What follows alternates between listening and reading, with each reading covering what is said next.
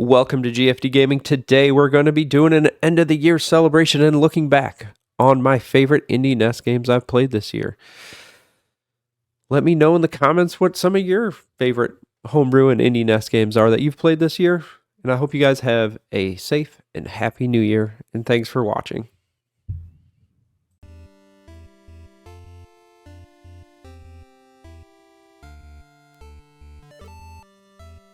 If you love super hard platformers, this game is for you. I struggled with this game a ton. I had a great time with it, but man, did it frustrate the hell out of me. But I do come back to it, and I do play it every once in a while. I highly recommend this game. The graphics are great. The gameplay is fun. It controls really well. You have power-ups like I'm about to get right here. You can find hidden heart containers. The bosses are really cool. There's a lot of they're really hard, especially once you get to the later ones, especially the last boss. So I hope you guys enjoy this one. Check it out. I will leave everything in the description. Next up is Paloa Saga, Kajis Trial. This game boasts an amazing 200 quests. The description is, in the land of Lobo, there lives a race of humanoid foxes known as the Pelusa. When a dark evil known as the Guardian rises in Lobo, a young Pelusa named Kaji must take up his blade and thwart them. So if you guys, anybody loves like Zelda style games, I think you'll really like this. You can get weapon upgrades, you can get magic upgrades, you can buy armor. If you love mapping anything else, you're going to love this game. It's a ton of fun. I had a great time. I only did the 0-0 map. And like I said, I believe it has around 200 maps on it, so you're not going to find a game that offers more replayability, in my opinion. The Adventures of Panzer 2, a hilarious action platformer, brought to you from Pixelcraft. So they just came out with their third game. So Adventures of Panzer 3 should be out soon, so check that out when it does. This game is fantastic. You have a Mega Man style stage selection screen. There's 8 unique levels. It's just as funny as the original one. Check it out. Bobble, a Metroidvania where you're a bubble and solid objects will pop you. You need to collect all your duck friends and hopefully get all the power-ups and make it through to the end. This is a very relaxing game that I highly enjoy. So check it out, and I hope you guys enjoy it too.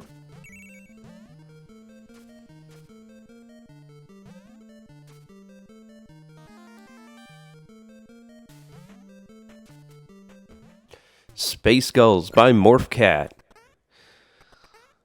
This is a platformer where you play as a seagull, I guess. It's very kind of looks like or feels a little like Joust when you're flying about. But you jump on enemies and you try and save, I believe, your space squirrel friends. I'm not really sure what they are. This is a lot of fun, and I believe I found all of them. There was one that was really difficult to find. But check this game out.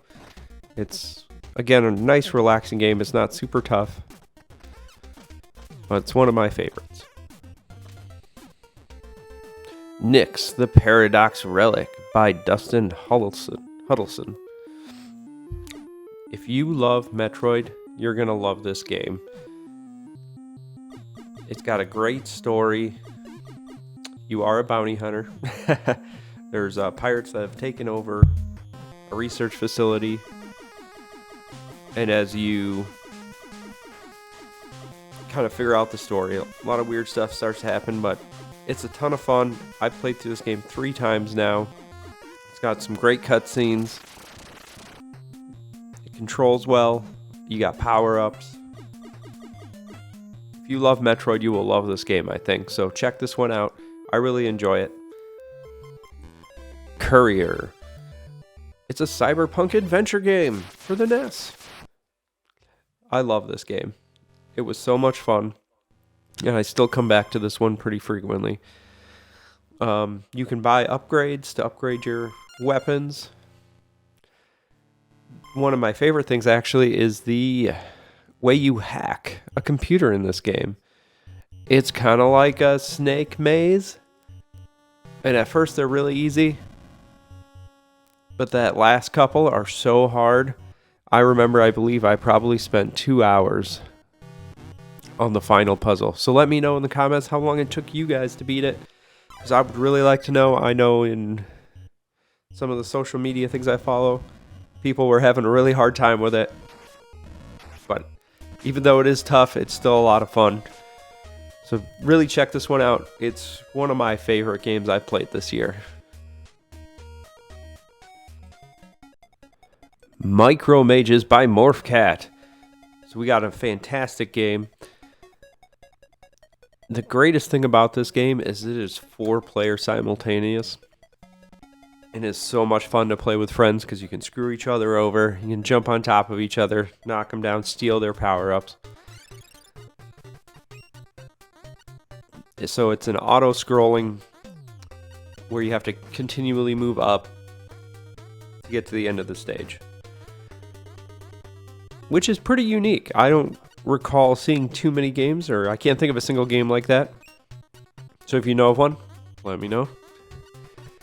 But the bosses look fantastic.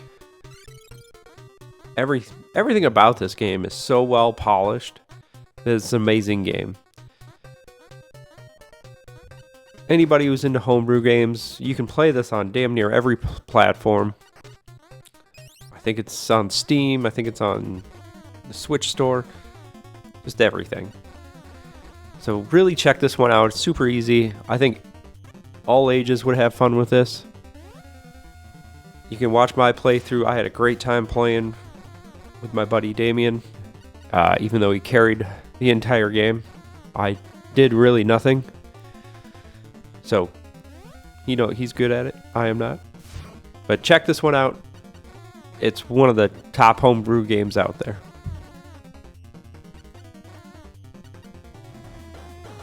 We are back in Possum Hollow with Donnie and Tammy.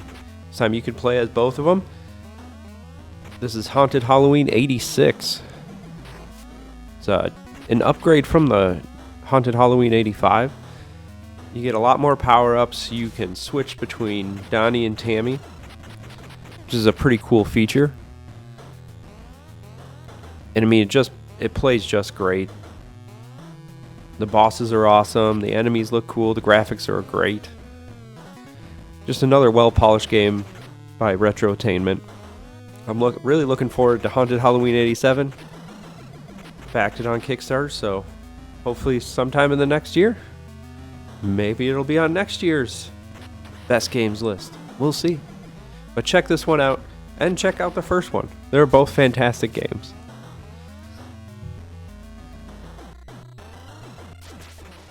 And Burn 'Em Down by Dr. Colossus. This is going to be my favorite homebrew indie NES game of the year.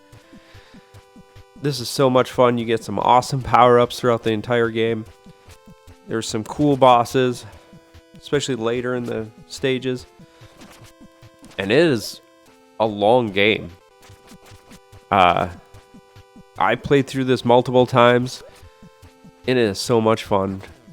I really recommend that everybody check this game out, and there will definitely be a link to all of these games that I've done today. But this one, if there's one game, you should play this game. Try it out. And hopefully maybe one day we'll get a physical release of this one. I would love to see that.